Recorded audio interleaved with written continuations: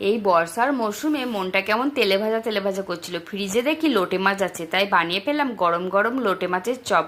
প্রথমে লোটে মাছে লবণ হলুদ মাখিয়ে সামান্য জল দিয়ে মাছ সিদ্ধ করে নিয়েছি। কাঁটাগুলো এইভাবে বার করে নিতে হবে। তারপর আদা রসুন কাঁচা লঙ্কা একবার ঘুরিয়ে নেব, ঠিক এমন হবে। পেঁয়াজটাও তাই করে নেব।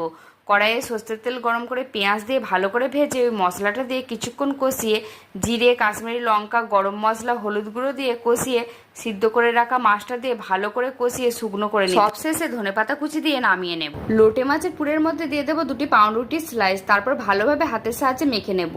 একে একে চপগুলি এভাবে একটি বোলের মধ্যে দিয়ে দিয়েছি 3 চামচ ময়দা, পরিমাণ মতো লবণ, একটু গোলমরিচ গুঁড়ো দিয়ে অল্প জল দিয়ে ভালোভাবে একটি করে চপ নেব। তারপর ওই ময়দার ব্যাটারে ভালো করে ডিপ করে ব্রেড ক্রাম্বসে কোট করে নেব। প্রসেসটা আমি দুবার করে নেব।